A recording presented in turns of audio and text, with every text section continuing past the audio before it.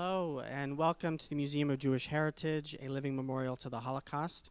I'm Gabriel Sanders, public programs producer at the museum, and thank you for being with us today.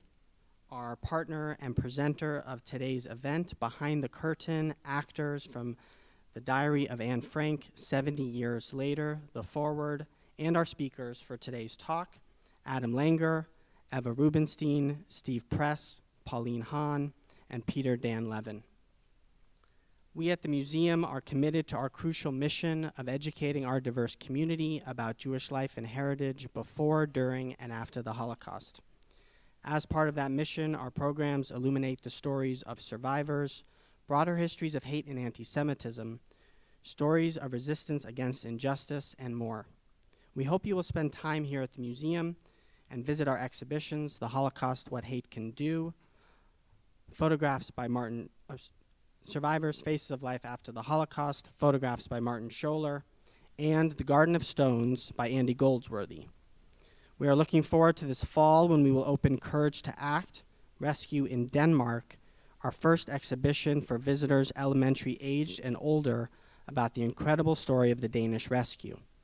Our work is supported essentially by your donations and membership. Museum members enjoy exclusive programs, member previews to exhibitions, and free admission to our galleries. Learn more at mjhnyc.org/join. Copies of Adam Langer's Cyclorama, a book about today's discussion, are available for purchase at visitor services in our main lobby and online from our Pickman Museum shop at shop.mjhnyc.org.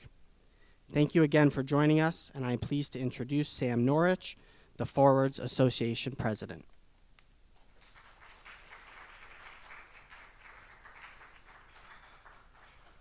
Thank you, Gabriel. I used to be much taller. I was given the aliyah of welcoming everyone and introducing Adam Langer and today's program. As I hope you know, The Forward is a nonprofit independent news organization covering American Jewish life for the past 125 years in Yiddish and now also in English. The Forward has been based in this neighborhood really since its founding, and we're delighted today to be co-presenting this program together with the Museum of Jewish Heritage, of which Jack Klieger is the chief executive.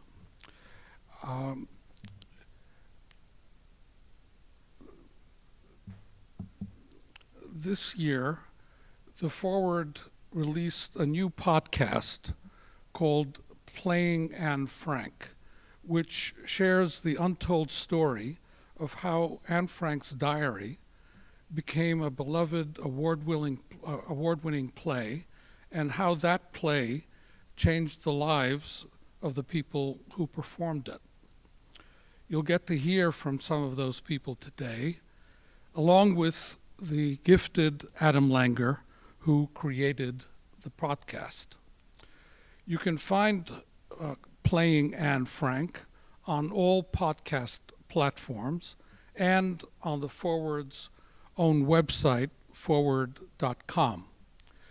After the event, I hope you'll visit our website to sign up for our free newsletters and to see the great journalism that we're producing every day. One last thing before I hand things over to Adam. There will be a dessert reception upstairs after the event, and you are invited. Please join us to schmooze and chat. Now it's my pleasure to introduce Adam Langer, the creator and host of Playing Anne Frank. Adam oversees the Forward's arts and culture coverage as our executive editor. He's also the author of a memoir and 6 novels. His latest book, Cyclorama, was named one of the best novels of 2022 by the Chicago Tribune. Adam is a fantastic writer, editor, interviewer, and storyteller. We're all in for a great discussion. Now I'd like to wish you a sweet Pesach, and please join me in welcoming and greeting Adam Langer.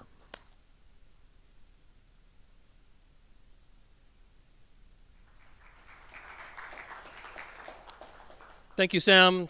Thanks all of you for making it out here today on this lovely but windy Sunday afternoon. I'd like to start out by thanking Gabriel Sanders and Joshua Mack of the Museum of Jewish Heritage for helping to make this event possible, along with the forward, particularly some folks here and some folks who aren't, Lisa Lepson, Jody Redoran, Matt Littman, and Josh Mandel, who've been integral in both planning the event and helping to plan the podcast. And also one shout out to the co-producers of my podcast, Cole Licasio and Scylla Shaman, who, she's also the composer who was playing the music that was on when you were walking in the door and now is not playing because I am speaking. Sitting before me on this stage, I have two professors of drama, an internationally renowned photographer, and a prolific director of film and television. But in another time, they were known as Anne and Margot Frank and Peter Van Daan in one of the most influential plays of the 20th century on Broadway, throughout America, and the rest of the world. Of course, The Diary of Anne Frank, the story of the Frank and Van Daan families and their lives in their secret annex in Amsterdam during World War II. A little bit of background just to set you up for the conversation. The Diary of Anne Frank was adapted for the stage by the Hollywood screenwriters Francis Goodrich and Albert Hackett. It was directed by Garson Kanin. The set was designed by Boris Aronson and his wife, Lisa Jolowitz. Before it became a play, one of the earliest champions was Eleanor Roosevelt. When I talked to Mrs. Roosevelt, Otto Frank wrote in a letter to the playwrights that I found, one he wrote when they were working on the show, she urged me to give permission for a play and a film, as only then could we reach the masses and influence them by the mission of her book.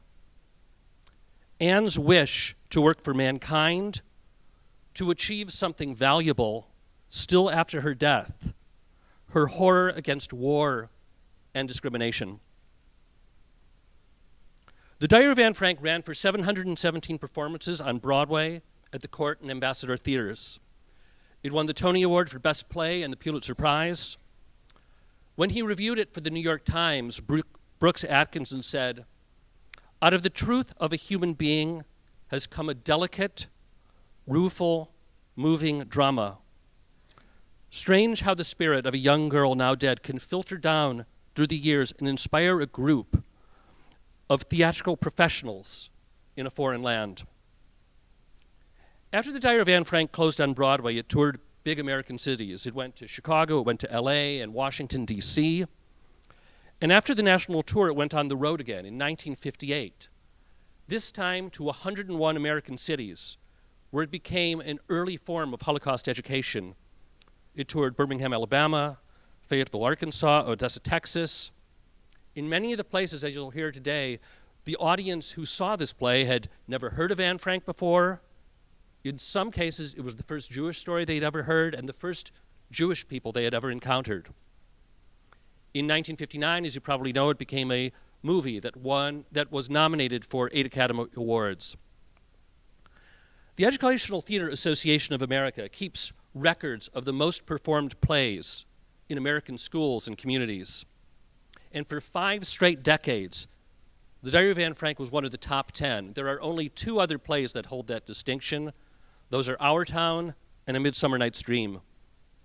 So, when I had finished writing a novel called Cyclorama about the impact of a fictional production of Anne Frank and what it had on its cast members, I wanted to know the real story of how The Diary of Anne Frank affected the people who brought it to Broadway and beyond. So I started researching the history of The Diary of Anne Frank and how it became a play and a movie.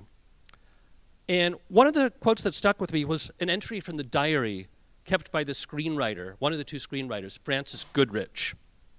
She wrote this on January 12th, 1954. Quote, "Finished rough, very rough draft. Starting back at beginning, this is not like any other job we have done. Terrible emotional impact.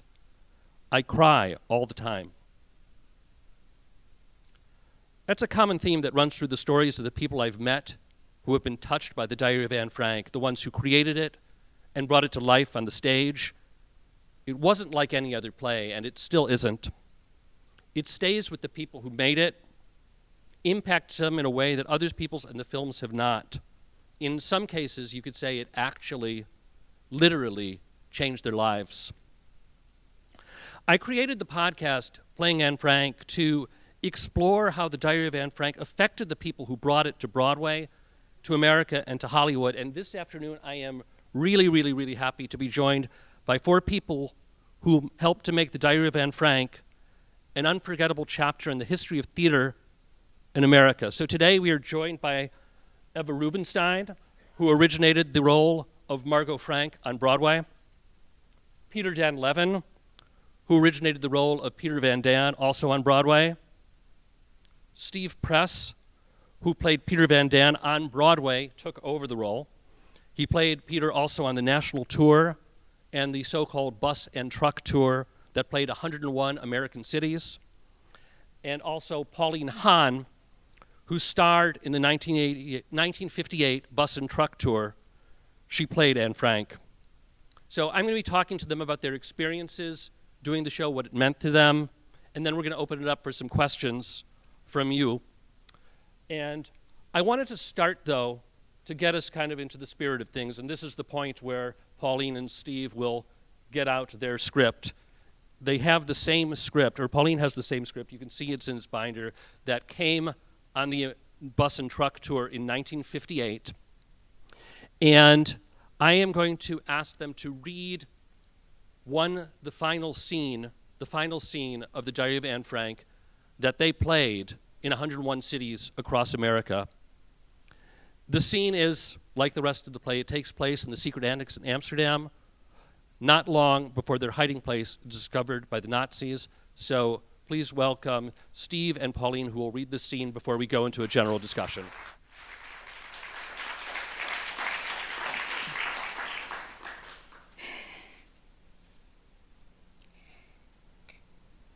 Look, Peter. The sky. What a lovely, lovely day. Aren't the clouds beautiful? Do you know what I do when it seems as if I couldn't stand being cooped up for one more minute? I think myself out. I think myself on a walk in the park where I used to go with Pim, where the jonquils and the crocus and the violets grow down the slopes. You know, the most wonderful thing about thinking yourself out, you can have it any way you like. You can have roses and violets and chrysanthemums all blooming at the same time. It's funny. I used to take it all for granted. And now I have gone crazy about everything to do with nature, haven't you? I've just gone crazy. I think if something doesn't happen soon, if we don't get out of here, I can't stand much more of this. I wish you had a religion, Peter. No thanks. Not me. Oh, I don't mean you have to be orthodox or believe in heaven and hell and purgatory and things. I just mean some religion. It doesn't matter what, just to believe in something. When I think of all that's out there, the trees and flowers and seagulls, when I think of the dearness of you, Peter, and the goodness of the people we know, Mr. Crowler, Meep, Dirk, the vegetable man, all risking their lives for us every day. When I think of these good things, I'm not afraid anymore. I find myself and God, and I... That's fine. But when I begin to think, I get mad. Look at us, hiding out for 2 years, not able to move, caught like, waiting for them to come and get us. And all for what?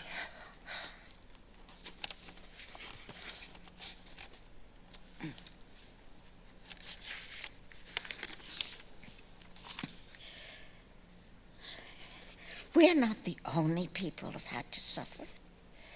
There've always been people that have had to. Sometimes one race, sometimes another. And yet... That doesn't make me feel any better.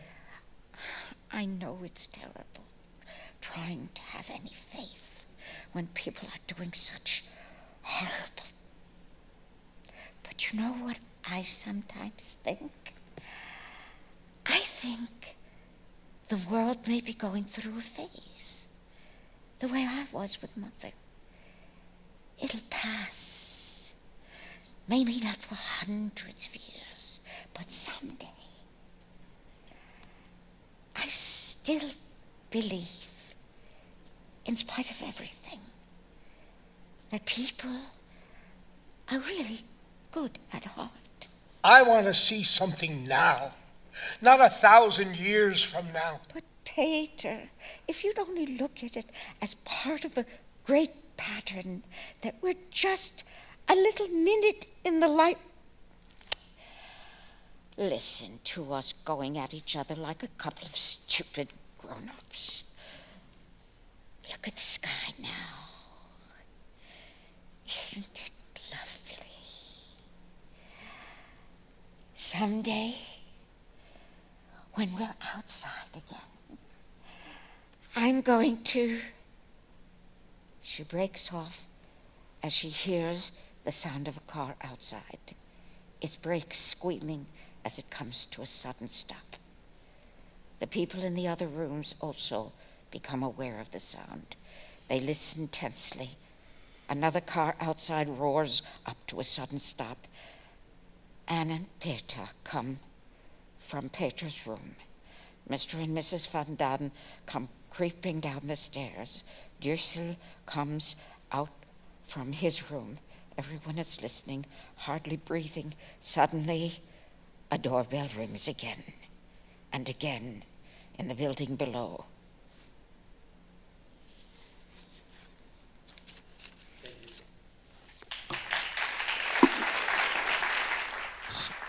So, I was going to begin in a different place, but now hearing you read that scene, I'd like to start a little bit with the ending, which is what you just read. And I would like to ask any of you who'd like to respond, what was it like that moment to play that ending?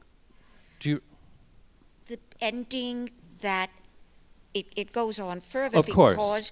We go out to the room. And my father, Mr. Frank, goes down to see what's happening. And I think, Peter, did you go after him? Because he's the strongest and young man. And he comes back very quietly, as Mr. Frank is always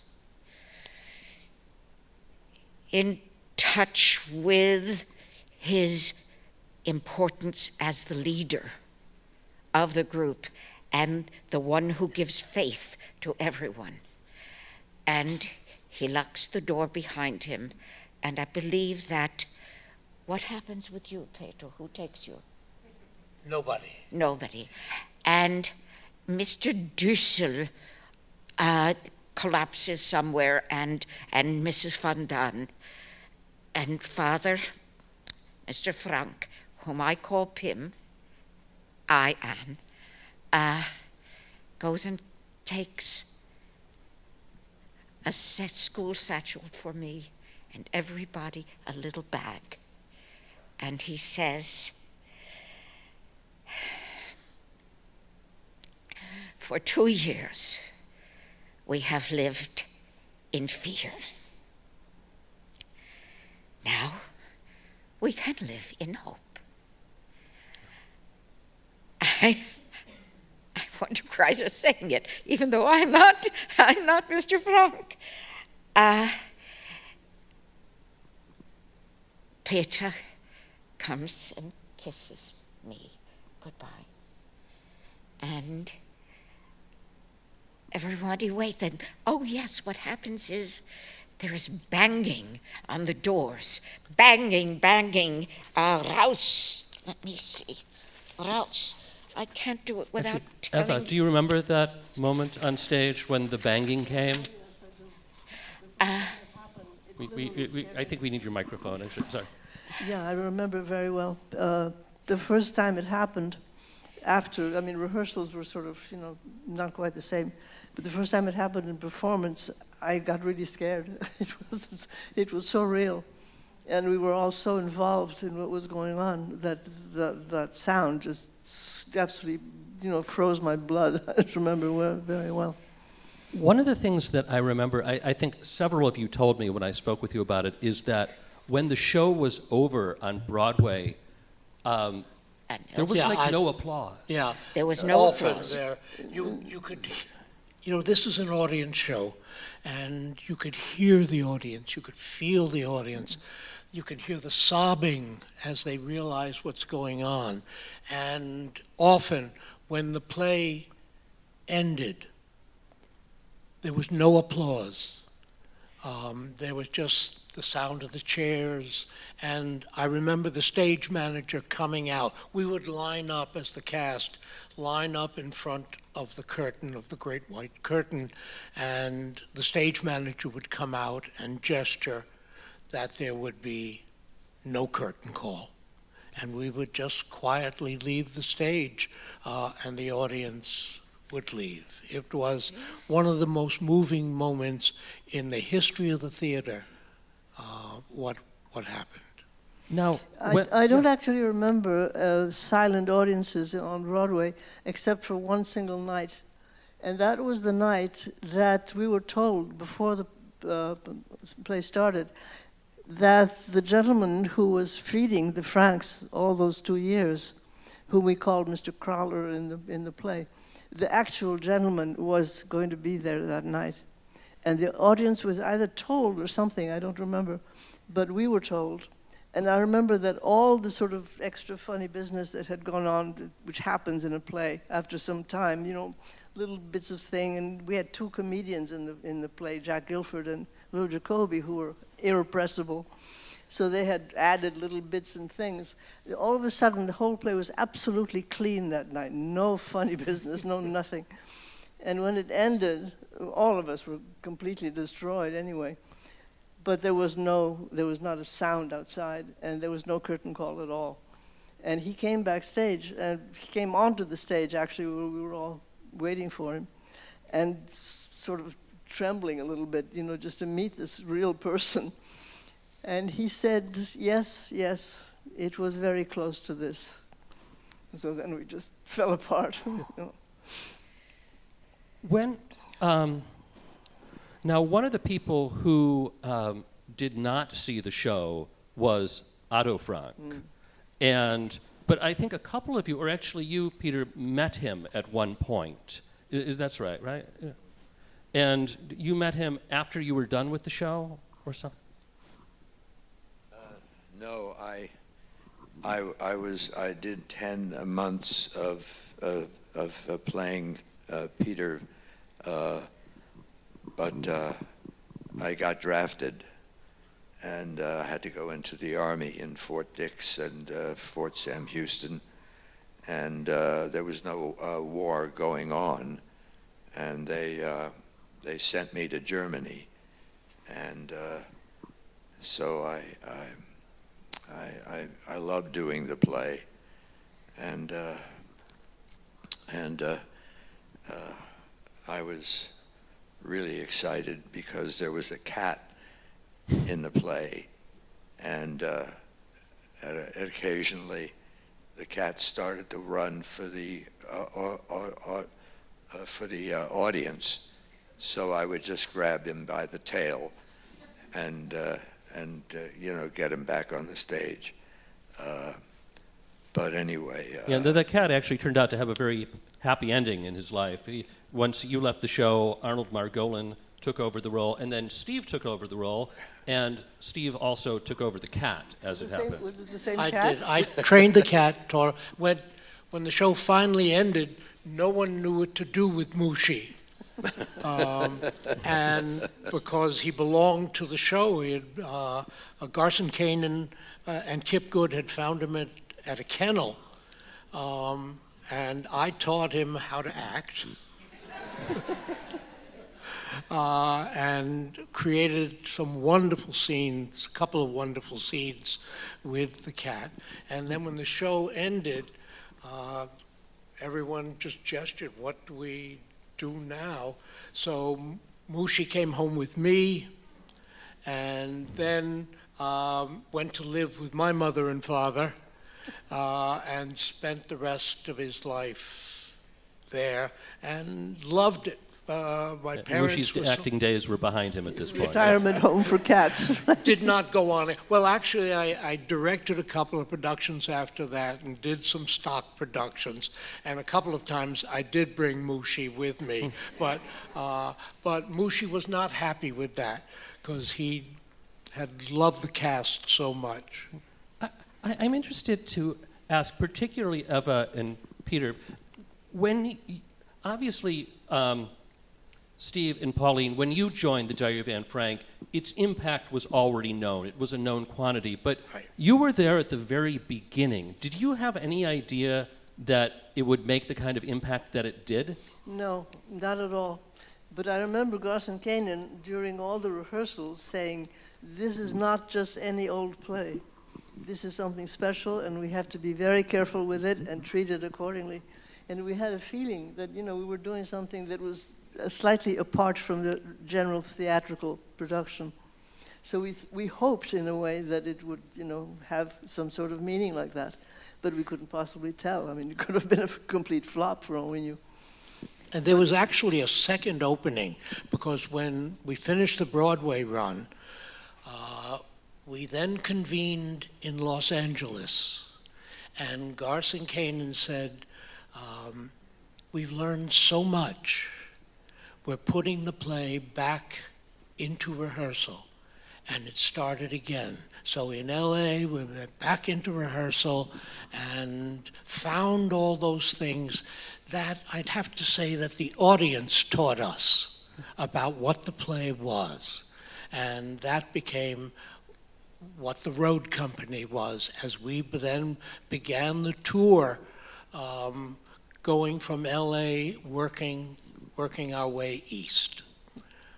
I would like to ask, this can go to any of you, but how much of the story of Anne Frank did you know before you were in the show? Well, I knew the whole thing. I'd read the book earlier, just when I was still a ballet dancer, and I was in rehearsal, and I had the book with me. So I read it, several years before the play turned up. So I knew the. So I knew the whole thing. Peter, did you have the same experience? Did you know the story before? No, I didn't. I was in London at a school for actors, and somehow Garson Kanin wanted to see me, and he said, "Do you know who Anne Frank is?" I said, "No." He said, "Come to my hotel. I want you to read this." So I did. And I wrote he was there with his wife, and Ruth Gordon. Yeah, Ruth Gordon. And I read a scene, and he said, "You got it." And I knew right then and there that as an actor and later as a director. That was the best thing that ever happened to me. And, You know, Do you know who Do your you competition was remember- for the role, by the way? What? The other person they were considering aside from you for the role of Peter?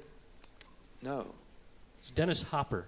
Oh, Anyway, they liked Dennis Hopper and they liked you, and they went with you. I didn't know that. oh my goodness. No. I have Well, an answer to your earlier question. I didn't know Dyer Van Frank. I knew nothing about it, even though I was the last one on.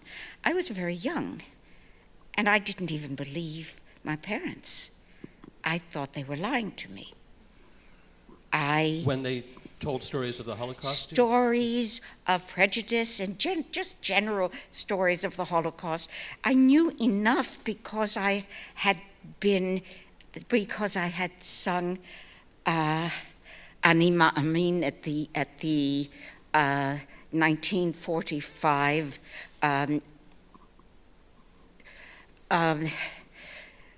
fundraising for Palestine.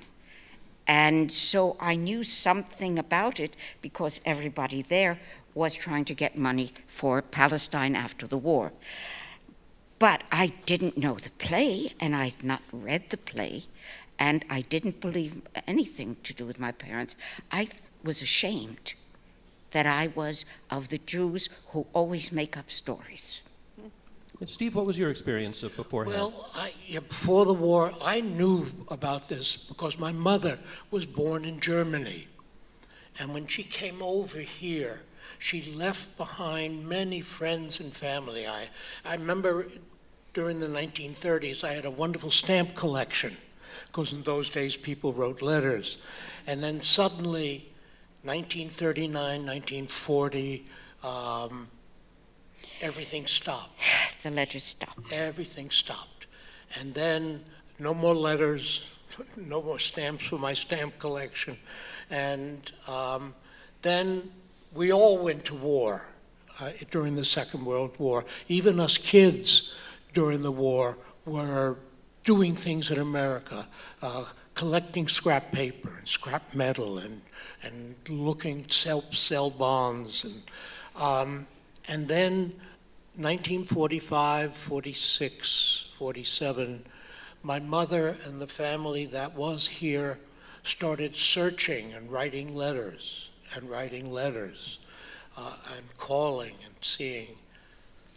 All were gone. Not one person in Europe was left. My mother then at that point shut down about the war and the Holocaust until we finally got a letter from a cousin who had made it to South Africa. And that was the only person of the family who had stayed in Europe that survived the Holocaust. My father lost about 100 people from his family. Yeah, There was same. one cousin who got to Israel, and one cousin, well, my cousin, except she was 45 years older than I was, because my father had much older siblings who made it to America, actually, but that was it. And then, of course, the Soviets took care of my mother's non-Jewish Yes. family and sent them all to Siberia, so Yeah. they pretty well knocked out the family between them. And Eva, you and your father and your mother and your brother, you left Europe right when war was about to break up. It had begun, yeah. We were in Deauville in Normandy, the summer of '39. And my grandmother, who had a house in Lithuania, was staying with us, and my mother was trying to keep her from going back to Lithuania, which was on the other side of Poland, because she was afraid, the war things were going on already. There'd been a couple of air raids, false alarms, but nightmares things. And she went back anyway. And then literally a week later, it was the 1st of September, and Warsaw was bombed, and it was too late. She was stuck there for the whole war. So we got on a boat, an American boat, thanks to the American ambassador in Paris. And it was the last boat taking Americans out of Europe, called the George Washington, which had so many people on it that they had to serve every meal 3 times, so dining room was just going the whole time. And it was all women and children on one side and all the men on the other, because it was just a mob, you know. I'll never forget that trip. It was amazing. How much of these experiences you with letters? Can I talk? Absolutely. Yes. Please. Well, when I was in Germany, I bought a car, and I knew where Otto Frank lived, and I drove down into Basel, and we had a wonderful afternoon, and I have his letter here. It's a bit long, so I won't read it all. But he just didn't want to watch the play. He couldn't. But he says, well, I can't really see it. My computer doesn't like me. But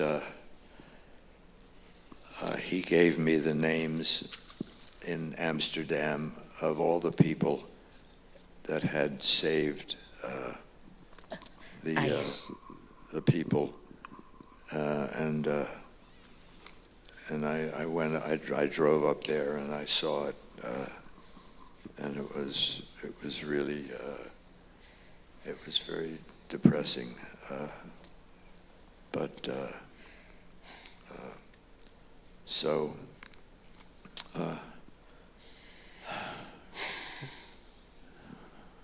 how much of these experiences and your knowledge of the history as you came to learn it came into your performance when you were in the Diary of Anne Frank? Like Eva, like your experience leaving Europe, Steve with the letters from Europe, did that enter into, or Well, it made it a little more real. Of course. I mean, we knew what they were talking about, you know. Yeah, and that and the audience. The audience never stopped communicating with us. In reality, there were 3 audiences that came to the play. This was the 1950s, and one audience, of course, was the older audience, who were so tightly affiliated with the Holocaust, because the stories of the Holocaust were still coming in. The second audience was the young people, because what happened was the older audience would then come back to see the play again and bring with them their children and grandchildren to see the history. And that audience was totally different, because their contact was not Otto and Anna, but it was with Peter and Anna. And the communication between the audience and between Anna and Peter was unbelievable. They would cheer and whistle when Peter kisses Anna. And you howl. They would howl and scream, and it very beautiful. And from then on in, the play just went on and on and on. and that didn't happen on Broadway? No, that was only during the national tour, Yeah, when audiences were a little less buttoned up. A little loosened up, yeah. Yeah. Broadway was well, when I filling. was in Germany, I went to Stuttgart, and I saw the play there, and it was phenomenal. I knew it, you know. I knew a little German words then, and because I knew a little Yiddish, and I went to see it, and you said it. The audience didn't move at the end. They just didn't know.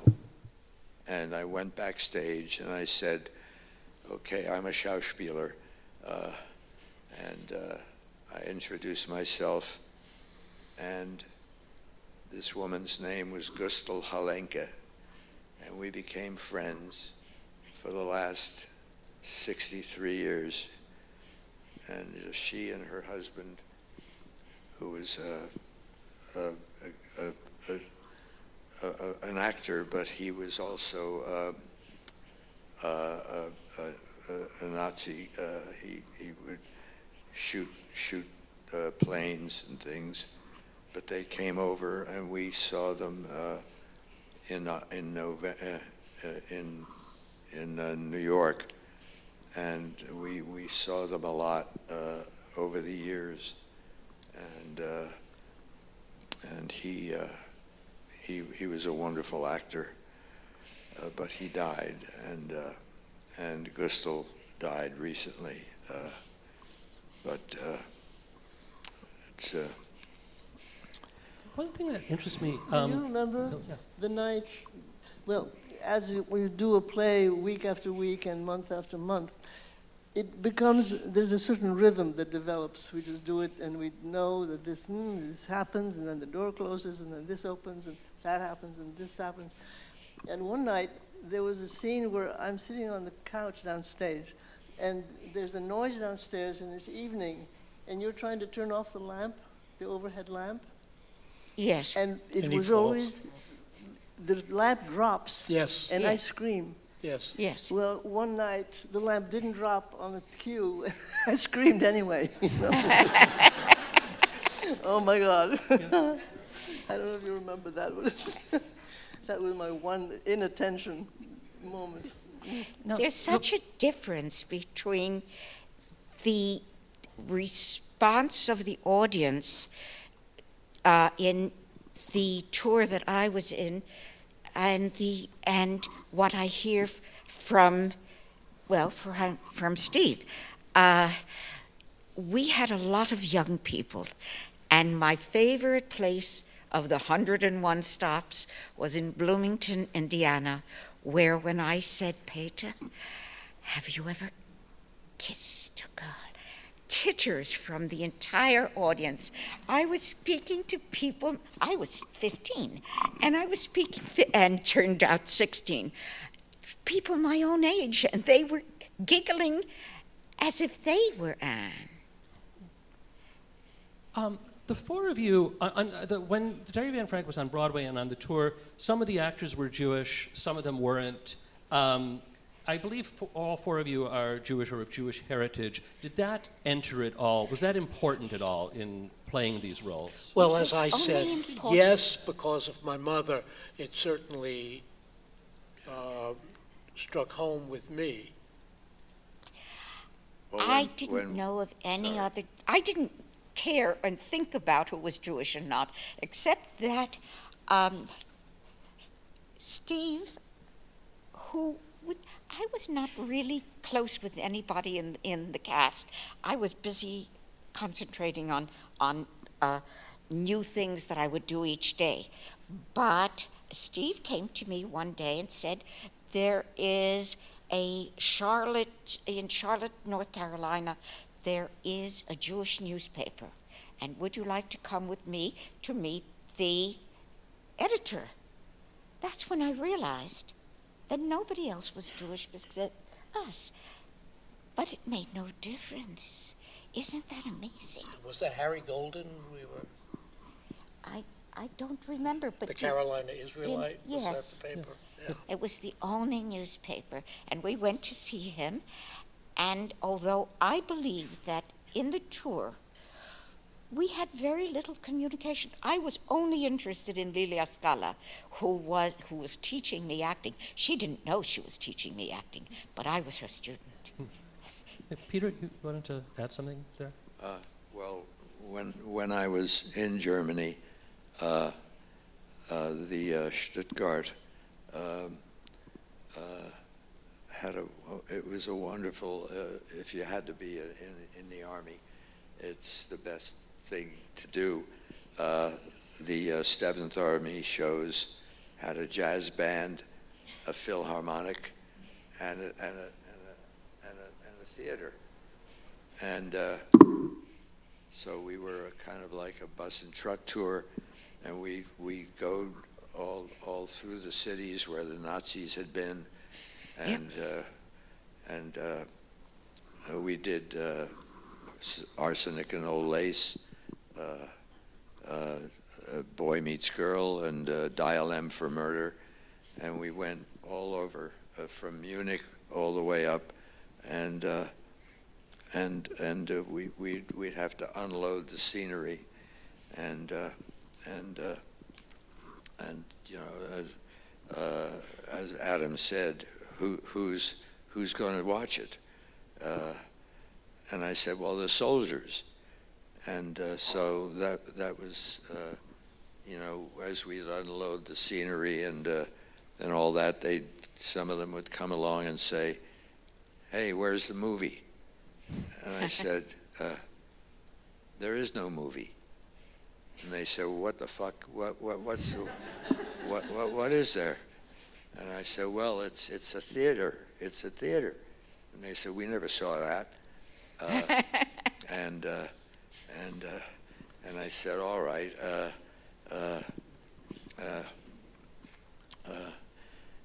Just try to go in and look at it. And so they went in and they looked at it, and some of them came out and said, okay, I'll be an actor.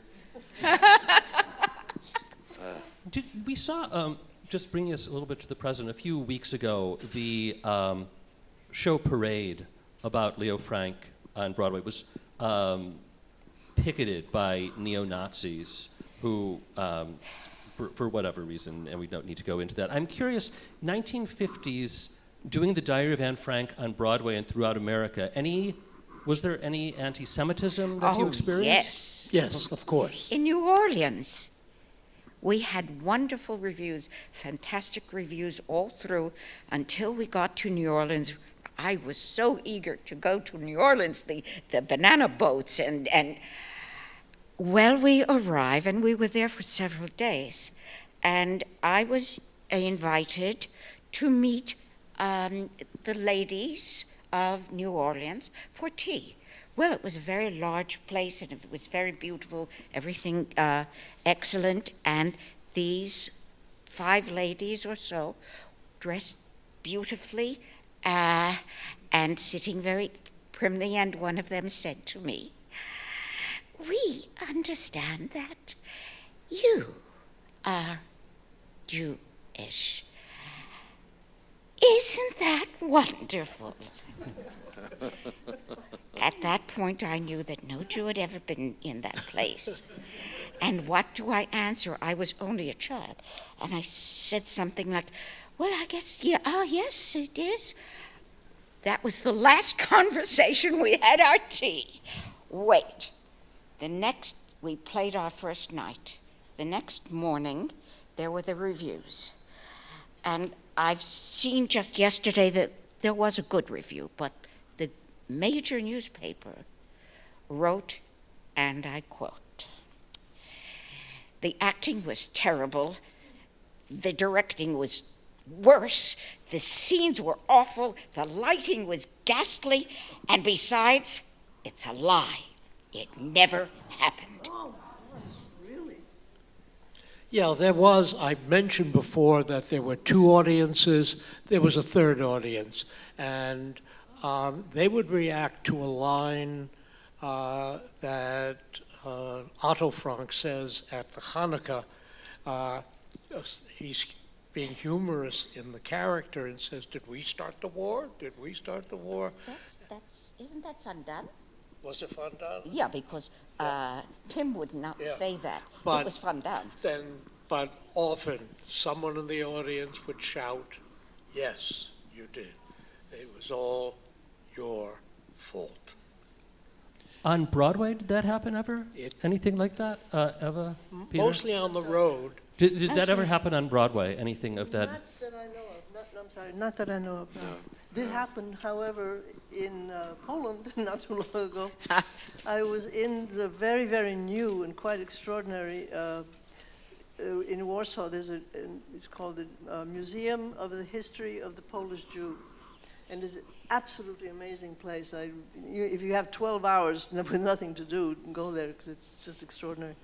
And I was there for the first time with a very, very close friend, and she was sort of chauffeuring me around the place. And we got to a certain exhibit of a town called Jedwab, something like, I'm not sure is the word for silk, where there was a horrendous event back during the war, where the Jews were gathered up and locked up in a church, which was then set on fire.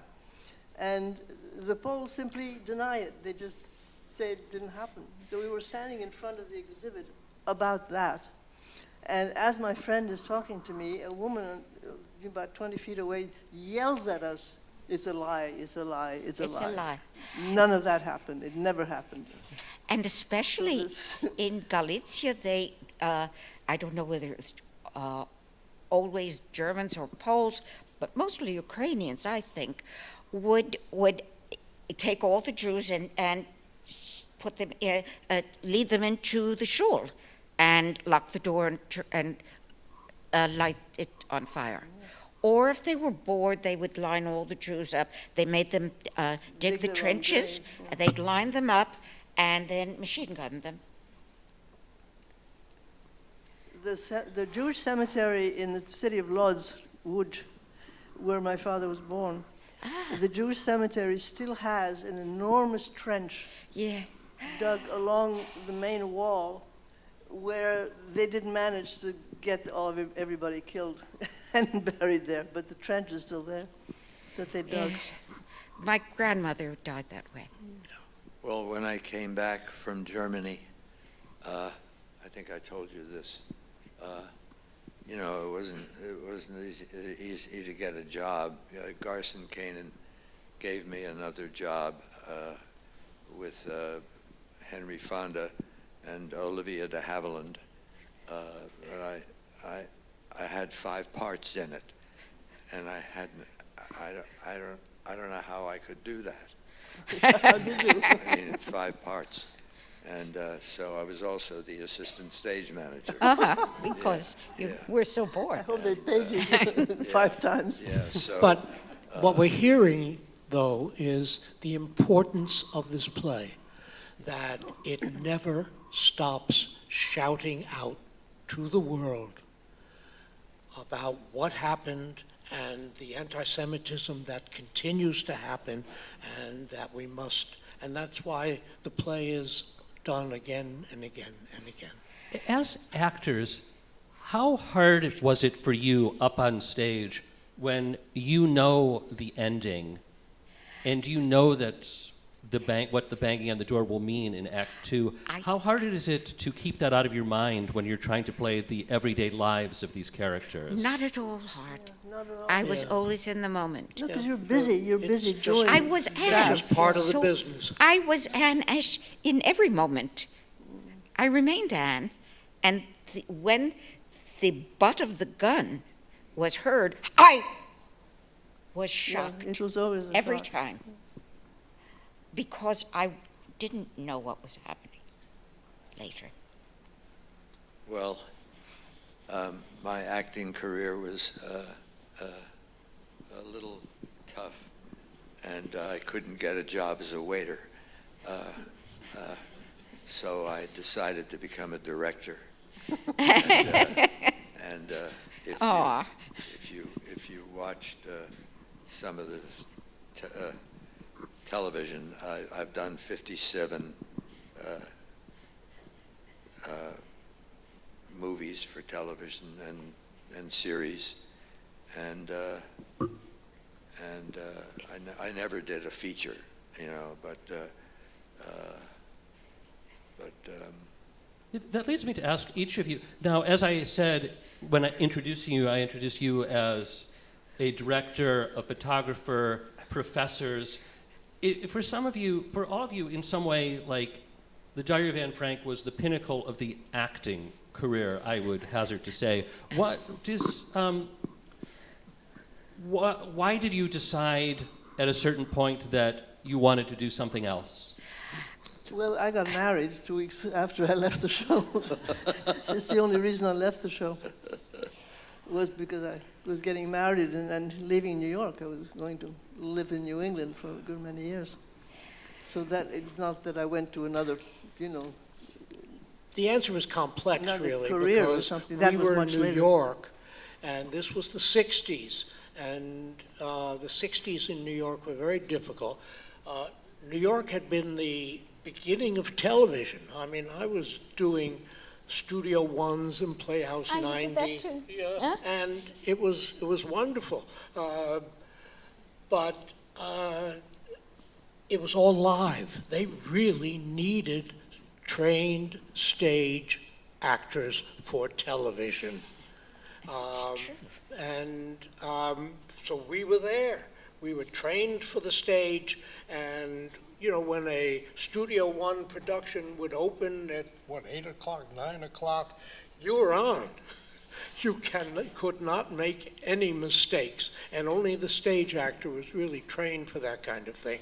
But AFTRA is now affiliated with the Screen Actors Guild because that doesn't exist anymore. And they mumble. Everything is film, film, or it's not even film anymore. It's electronics. It's all digital. So, but what a wonderful world it was in the 60s when television was here in New York. Wonderful. I did a great deal of television. I think over 500 TV appearances.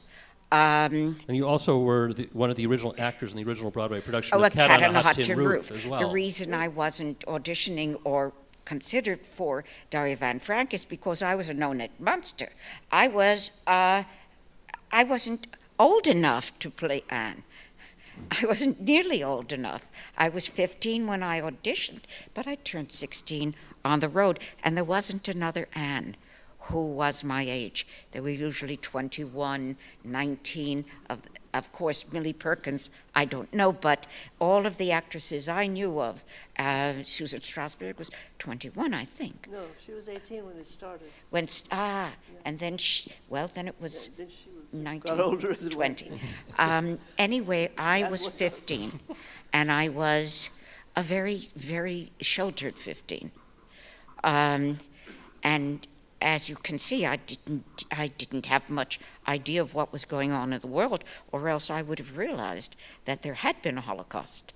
I didn't know until I got a little Dell book when I got the role, and I opened this little paperback book and saw the pictures, and I don't remember a greater shock in my entire life. I can imagine. And I never told my parents. Do you know Norman Lloyd? He died. he was like the oldest working actor in America Yeah, for a time, yeah. yeah. And like was in Hitchcock in the 1930s. Yeah. Was Norman that- Lloyd. Norman Lloyd. And why do you bring him up? Well, because he told me a lot of jokes. Is there a good joke that you would share? Well, yes.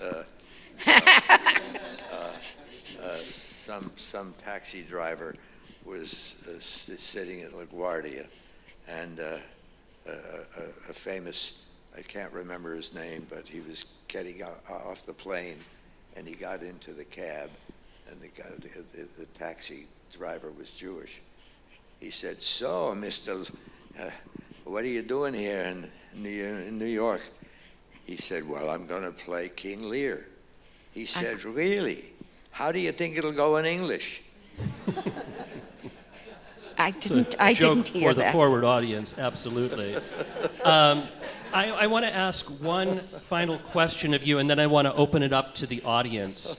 The premise of the podcast I was doing was that this one particular play, this Diary of Anne Frank, impacted not only the audience, but the people who were in it. How would you say it changed, if at all, how will you say that being in the Diary of Anne Frank changed or impacted you?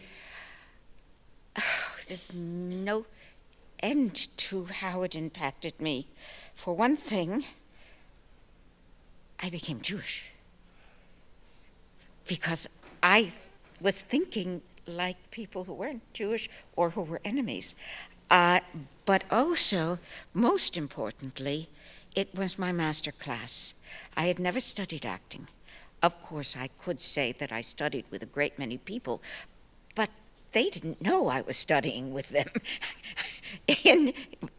But I made every 101 performances a task, an intense and perfect instruction for myself, what I was working on. In the last 2 weeks, I was desperate because there weren't enough days for all the things I'd had planned. It was my maturation as an actress. And of course, I had so many different types of scenes in which to learn acting. I think that I felt that I was becoming a mature professional, although I'd been a professional from age 2.5. I felt that this was making me a professional. Of course, the trouble is that when I had so many excellent reviews, I was asked to audition for a film in which I would star in London. And that is when the wheels came off the cart. Because when I arrived in London, it was about a girl who was unfortunate and in a poor home and so forth. I arrive in London, and it's 4 o'clock in the morning. The entire tarmac is filled with news reporters from 3 countries, and there were bright lights. I don't know, the kind of lights that you would think police would use, and they were all there to meet the star. Me, the star? Oh, hello. And they then take me to a hotel room, and they want to take pictures. And, okay, I was very, very tired, and my eye crosses when I'm tired. And the next morning, there are front page pictures of me. One photographer took picture from this down, and so it showed décolletage. Oh, she's here to be a bad girl. I'm an Orthodox Jewish girl who was put out of a temple because 6-year-old girls were not allowed because they could become the sirens that women were. I was there to be a bad girl. It followed with a great many such things. I was invited to talk to a news lady, and she wrote that I had a long cigarette holder and talked about my past and all kinds of nonsense. I went to my hotel room and sobbed myself into red, swollen eyes. I would be taken to the studios of the film that I was doing by the chauffeur-driven Rolls Royce. Of course, I was all femme. Yes, me, with the star on this and the star on that. And I was treated essentially, they must have thought just what I did. I thought I was in Shakespeare's London, the Royal Academy of Dramatic Arts. I have reached the top. And they thought they had, an American girl, an American actress. She wouldn't mind lifting her skirts and doing this and that. And I refused. They had to get somebody else. And the experience and the trauma, and of course rape was part of it. I had my ticket to go to Hollywood to do the Song of Ruth. And I didn't take the ticket. I ran away as fast as I could. So the Diary of Anne Frank had kind of set up this kind of world of what acting could be, and then London taught you another side of what... Grotesque. Yes. It was obscene. And I had nobody to talk to. My brother was there as my chaperone because I was under 18, but he went off the first day. And I couldn't understand why people said that I was speaking the way that she wrote that I was speaking. I felt that if I went to Hollywood, if this is what I saw in the home of Shakespeare, what could I expect in Hollywood? I wouldn't live till the end of the month. Steve, what did being in Anne Frank teach you? How did it affect you? Did it change you? Oh, in a sense, part of the problem was I became so typecast playing 16-year-olds that as I got older in my 20s, I would be called out for roles, and the director said, geez, you can't play this part anymore. And it became too difficult. So the 60s were, and as I said before, the 60s were a rough time in New York as everything was changing. And at some point I was offered a professorship, and that was what a wonderful job that is, because I could choose the plays I want to direct, and I was in a location where a great variety of casting, and I was doing Shakespeare and Ibsen and Chekhov and contemporary pieces. It was wonderful. And then on even more than that, I met my wife, and we had wonderful children, and what more could I want? Eva, what did you learn? Or how did, if at all, how did being Anne Frank impact you, would you say? Are you talking to me? Yeah, you. Oh, I couldn't see. Yeah, sorry. Well, as I said, I left the play after a year and a half, and I got married about 4 weeks later, and moved to New England, and this was December 12th, the wedding, Christmas holiday. My husband was then temporary chaplain at Andover School in Massachusetts. And the first thing I did was play Cordelia with a 16-year-old fantastic Lear in the senior play. So I never quit. Well, it's a good role. As I said, I directed the play many times. Oh, yeah, no, I think of the stage, you have acted and directed probably Anne Frank more than anybody in the world. Yeah. Probably. You played it in the national tour, you played it on Broadway, Yeah. bus and truck tour, you directed it in New York, at Dutchess County. So Yes, I did, and I'm very proud that in '04, when I directed a production in New York City, I got a great review in the New York Times, and I was really pleased about that. Did you see the all-family group of Eli Wallach and his wife and 2 daughters played it? Yes, Yeah. absolutely. Yeah. Instead of acting in film, I went on to do a great deal of experimental theater around the world. Lived in China, India, Israel, a number of countries. And as two people Europe. in our audience can attest to, at least Poughkeepsie, New York, as well. And Poughkeepsie, New York. I'd like to open it up actually to the audience. And I will. Well, wait. No. I will open the audience in a moment. Well, Peter. when I graduated high school in Trenton, New Jersey, they put this thing. It's called the Baba Sheila. What person goes where, and so they said, "Oh, you're going to be a bachelor," but I got married. And I got married to somebody that's wonderful, and she's 63 years. And she's waiting for me at home. And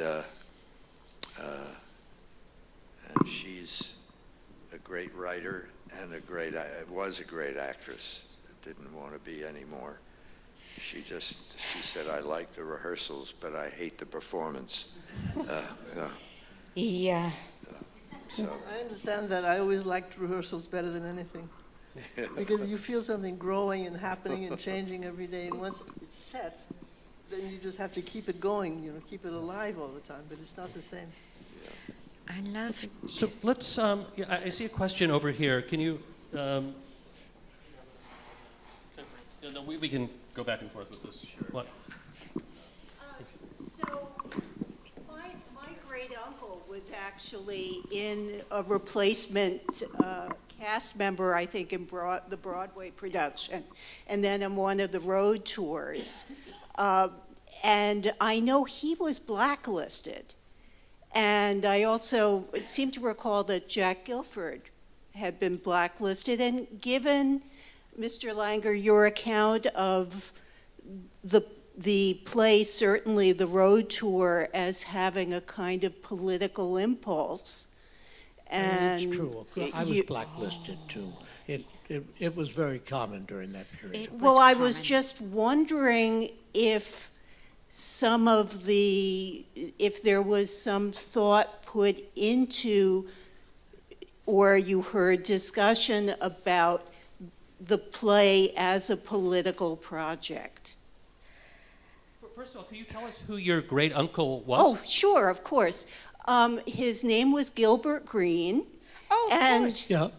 Yeah, and in fact, played I know. I have a picture of Gil. I'm sure. Yeah, and in fact, I think a little mortified to say this because he must have been middle-aged, but I know that he and Carol Guilford, who played that they Margot. became an item, and she became a popular cookbook writer, and a lot of her cookbooks have recipes from Gil. Yeah. Did you bring any snacks with you? No, not brisket, not potato I guess the question that we pancakes, which have were the out of that recipes. is, now, when the Diary of Anne Frank went on the road particularly, there was a very conscious attempt that this was a form of educating the American public. It wasn't just doing a play. So there was a political aspect to it as well. There's a backstory to that. It happens that I'm not just an actress, but I did a lot of research and teaching. And so what I'm about to tell you is based on real research. The Works Progress Administration, which was Roosevelt's baby, was run by Harry Hopkins. And Harry Hopkins happened to have met Hallie Flanagan at Grinnell, and he asked her to become the head of the Federal Theater Project. She had a Guggenheim years before, in which she studied European drama throughout, and at the time there was no nastiness of feeling for or against Russia, and she studied the Russian theater and was impressed with the fact that they had theater in every little place in all of what was Russia. And she took that information and made it into her format. There were, I didn't look at the books yesterday, but I think there must have been at least 300 theaters that she created during 35 through 38 at the head of the Federal Theater Project, the only national theater we ever had. And it was absolutely wonderful, but one of her most important creations was the living newspaper. And this was what we would call, what's the word, Ariel? Documentaries today. And it was very serious. The first one was about the Constitution. The second one was about the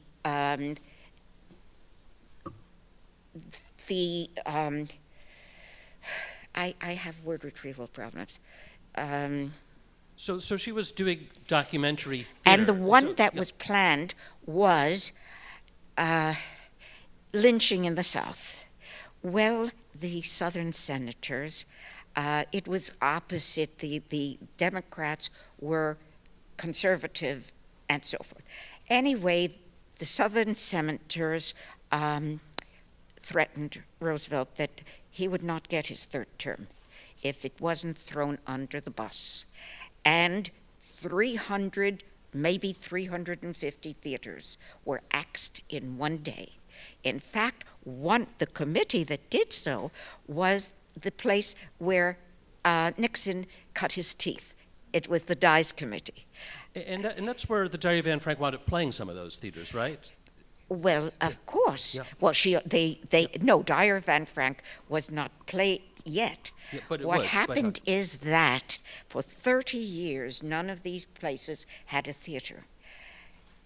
Kermit Bloomgarden had the courage to send Anne Frank to every little place he could, from Maine to the 2/3 of Texas. And he, in Baltimore, when we played at Baltimore, this was truck and bus. In the morning, Diary of Anne Frank was painted over on both of them because they feared violence.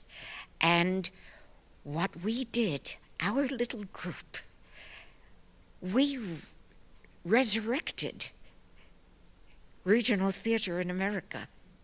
We brought back Hallie Flanagan, who was the mother of regional theater. And that's what I feel.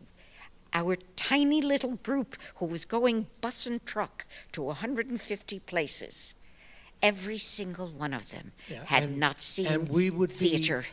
As we traveled by bus, we would be followed by a police cruiser because they were afraid. And then at every performance, there was always a police officer standing in the back of the theater. Let's, any other questions that we have? I see a gentleman all the way in the back. Thank you for this very interesting the history of the Anne Frank play. I'm curious, going forward, to keep the message alive and to keep the play alive, do you see that it will continue to be shown to the audiences that need to see it? And in what languages has it been done? Is it being done in Yiddish for people who are from the ultra-Orthodox community? Is it being done throughout Europe and Asia and so forth? I mean, the Diary of Anne Frank remains one of the most performed plays both in America and throughout the world.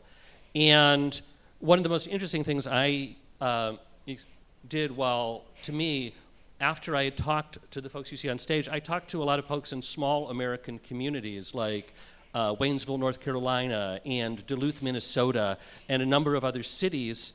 And it continues to resonate in these cities. Just last week, I spoke to a woman in Pauline's favorite town, Bloomington, Indiana, and 2 weeks ago, the opera of Anne Frank premiered. Really?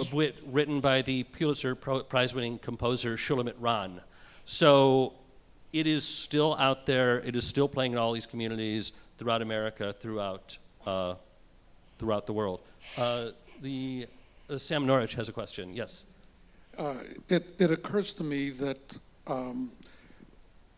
more American Jews who did not have either a personal or an extended family connection with the Holocaust learned about the Holocaust through the various incarnations of Anne Frank's story. Through the book published in '52 in English, through the Broadway play in '55 and its tours in '58 and onward, and through the film that premiered in March of '59. I think Wiesel's Night only appeared in English in 1960.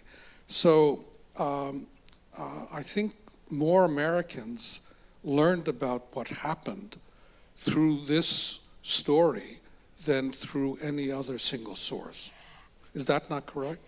I learned about what happened through this play. I didn't believe it. I didn't believe Yeah, my I mean, parents. it is true that the Diary of Anne Frank has become, or was for a time, a de facto form of Holocaust education. Now, Peter, I see you brought a couple of books with you, speaking Oh, of yes. Holocaust education. Was there anything you wanted to tell us about the books that you brought? And I can pass them.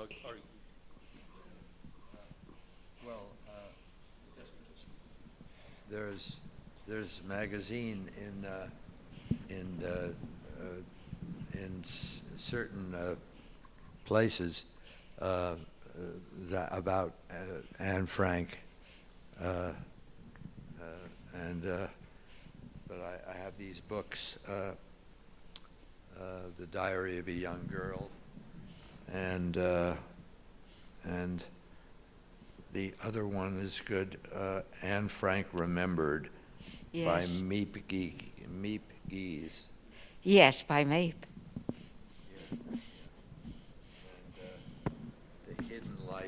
The Hidden Life of Otto Frank is really Oh, interesting. that I hadn't read. I've been I'm going to use my projecting voice rather than borrowing the phone. I'm told we have time for one more. I think they can hear me, but yeah. For one more question. So, does we have one more? And yes, we have one over here. Have any of you seen Leopoldstadt, and do you see any parallels between that and the Diary of Anne Frank? I can't The hear. question is, have any of you seen Tom Stoppard's play Leopoldstadt, and do you see parallels? No, I haven't seen it. I but have should. seen it.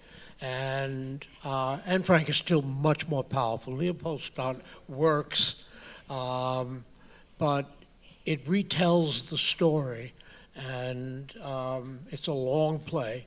The third act is absolutely wonderful, but it's the terrible conclusion again of, once again, people being killed in the Holocaust. But it takes a while to get there. Eva, have you seen the show? No, I haven't, but my brother John, who's an actor, did see it, and he wrote an email about this long with all sorts of criticisms, at the end of which he said, but you should see it anyway. But read it first, which I did. So I read it, and I will eventually go see it, I will. I haven't seen it. Eva's speaking of her brother, the actor John Rubinstein, who will be seen this summer in the... In June. In Yeah, June, yeah. in a one-man show about Dwight D. Eisenhower. It sounds weird, but it's wonderful. Anyway, sorry, let's have one more question over here, since we're very enthusiastic. Then it'll take a little time for Gabriel to go over there with the microphone. He's on his way. Good exercise for him. Good exercise. Thank you for this wonderful afternoon.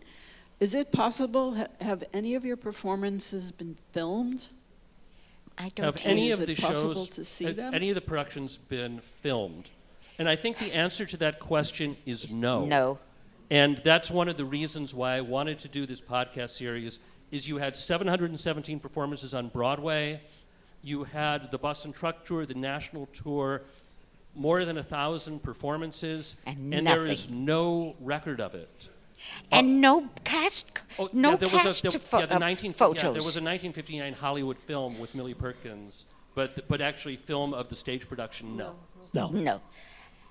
No, that And- would, we'd have to really talk about copyright laws now. Exactly. Okay, I want to first invite everyone.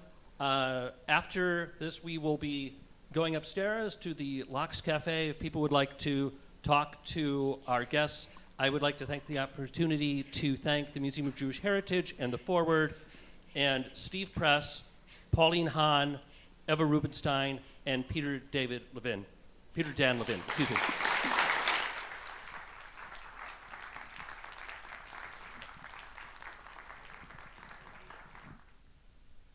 Anger too. As I mentioned at the start, copies of Cyclorama are available for purchase at the front desk. Thanks so much for coming.